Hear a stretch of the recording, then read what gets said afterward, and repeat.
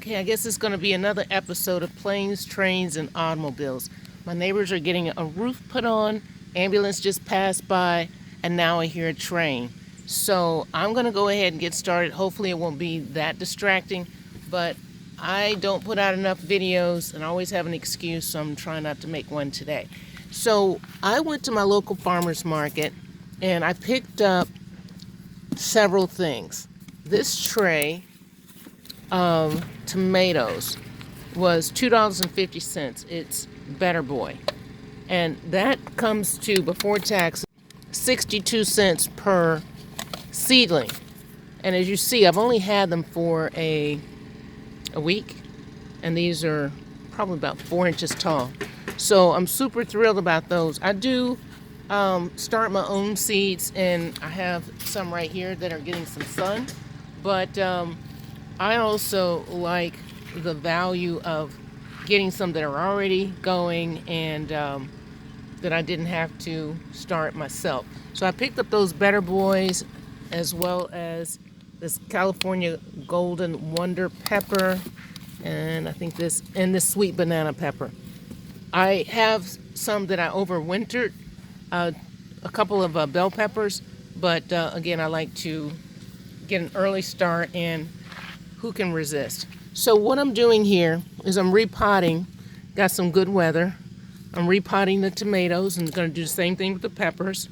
And what I've done is taken the lower leaves off, and I'm using this 2-cup method. So this is the one that has the holes, and this is the one that's going to catch the excess water. And I'd frozen some fruit. This is banana peels and some apple core, and there they are right there. And I also have the coffee grounds, and I'm going to put some worms and some worm castings in here as well. Now, as far as how I'm going to fertilize these is I am going to, I have this fish emulsion that's 511, and I have some leftover yogurt. I have lots of milk products that I've just allowed to, they went bad, I didn't use them, and I held on to them because they're a good source of phosphorus as well as calcium. And also in here, you'll see I have some Epsom salt, and the Epsom salt is magnesium sulfate. I hear a lot of people say don't put salt in your garden, but it's magnesium and it's sulfur. So it has some good benefits. I've seen another YouTuber talking about it, and what he does is he uses aspirin. He doesn't use the magnesium sulfate, and it helps with the immune. So I'll probably add some of that as well to future, to this container and use in the future.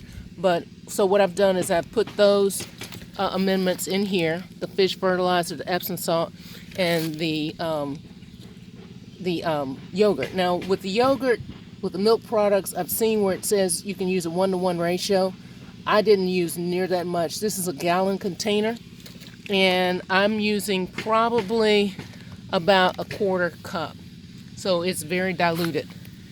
So again, where did I put it? Okay, so with this, let me show you here again. So I remove the lower leaves, and with this tomato plant, it's going to set roots, as far up as I cover it. So I put it as close as I could to the bottom of this cup, and I'm going to put the amendments like I had mentioned, the worm castings. I'm going to put the worms.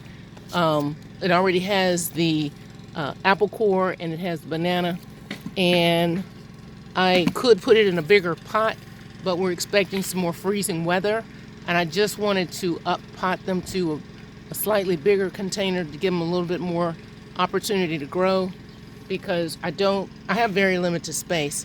I have my tender perennials underneath my shelter in the yard.